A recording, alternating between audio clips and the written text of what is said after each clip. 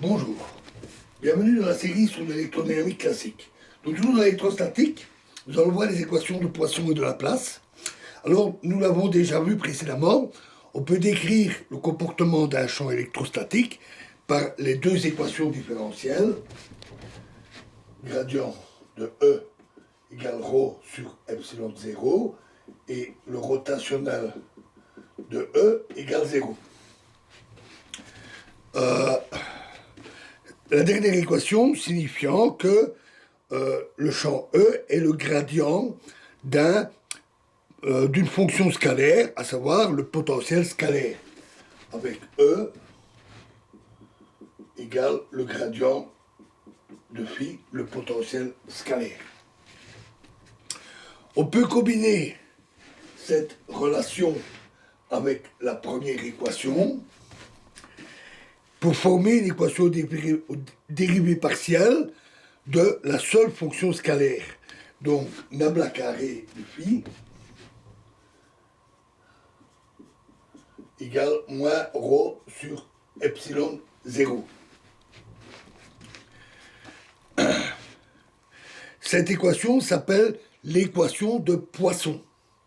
Alors, dans les régions de l'espace qui sont dépourvues de charge électrique, le potentiel scalaire vérifie l'équation de Laplace, nabla carré phi égale 0.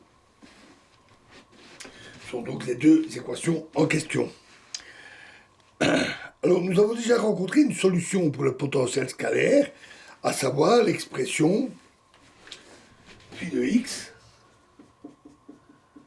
égale 1 sur 4 pi epsilon 0 fois l'intégrale de ρ x' sur x moins x'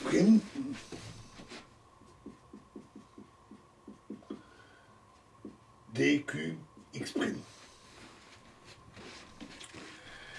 Pour vérifier qu'elle satisfait bien l'équation de Poisson, il suffit d'appliquer le Laplacien à chacun de ses membres. Toutefois, l'intégrand résultant étant singulier, il nous faut procéder par passage à la limite. On définit alors un A potentiel, phi A de x, qui est purement formel, hein, c'est pour le calcul, phi A de x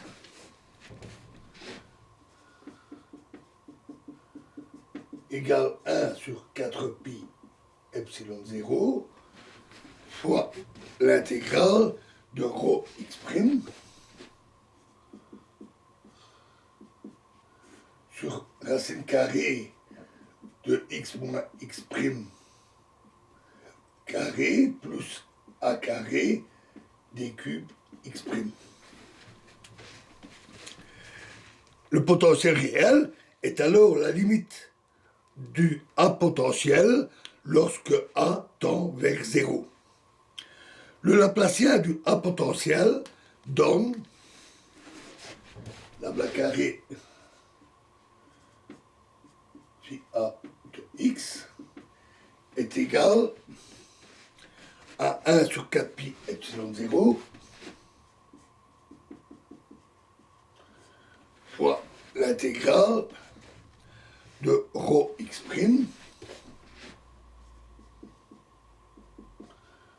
fois le Laplacien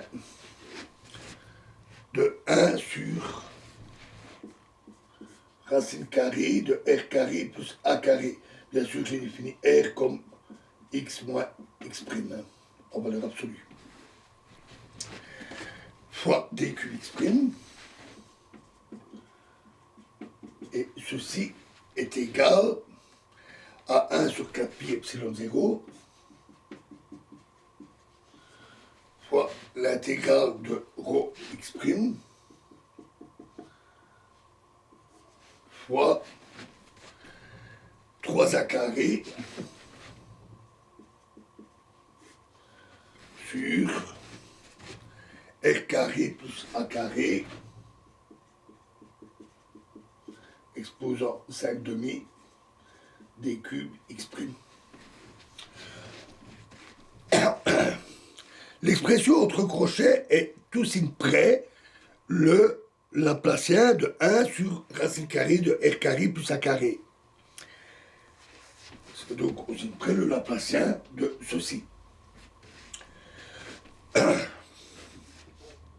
Et d'ailleurs ici j'ai oublié un signe moins. Ce Laplacien est partout régulier pour A différent de 0. Mais lorsque A tend vers 0, il devient infini pour R égale 0 et s'annule pour R différent de 0. Son intégrale volumique est égale à 4pi, quelle que soit la valeur de A. Pour effectuer l'intégration, divisons l'espace en deux régions à l'aide d'une sphère de rayon fixe grand R centrée sur X. Et choisissons grand R de sorte que ρ de x' varie peu à l'intérieur de la sphère et supposons que A soit bien plus petit que grand R et tende vers 0. Si ρ de x' vérifie la formule pour le potentiel, la contribution à l'extérieur de la sphère à l'intégrale s'annule comme A carré lorsque A tend vers 0. Il suffit donc de considérer uniquement la contribution de l'intérieur de la sphère. Si on développe en série de Taylor la densité ρ x' autour de x' égale x, on obtient que nabla carré phi a de x est égal à moins 1 sur epsilon 0 fois l'intégrale de 0 à R, à grand R, de 3A carré sur R carré plus A carré exposant 5 demi fois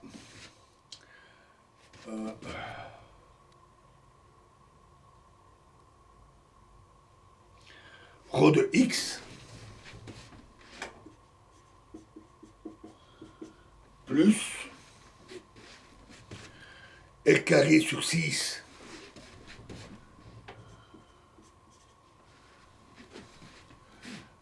nabla carré ρ plus d'autres termes plus petits R carré dr plus un ordre en A carré.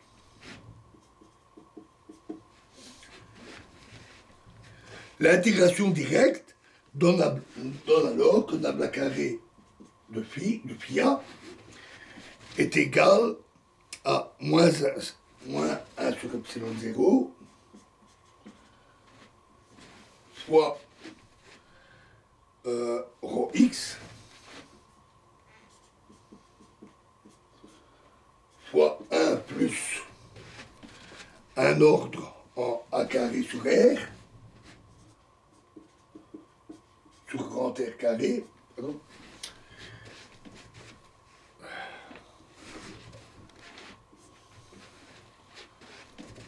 plus un ordre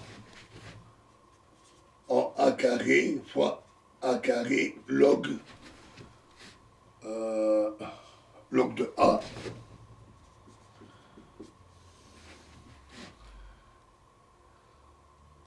fois nabla carré ρ plus etc. Donc lorsque A tend vers 0, on retrouve alors l'équation de Poisson. On peut exprimer formellement le caractère singulier du Laplacien de 1 sur R à l'aide de la fonction delta de Dirac. Comme nabla carré de 1 sur R est égal à 0 pour R différent de 0, et que son intégrale volumique est égale à moins 4pi, on peut formellement écrire la relation nabla carré de 1 sur R égale moins 4pi delta de R. Et plus généralement, on peut écrire que nabla carré de 1 sur x moins x' est égal à moins 4pi delta de x moins x'. On n'a pas besoin de valeur absolue ici.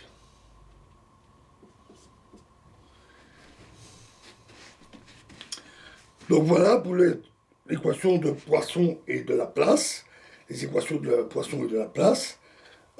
Et dans la prochaine vidéo, nous parlerons du théorème de Green.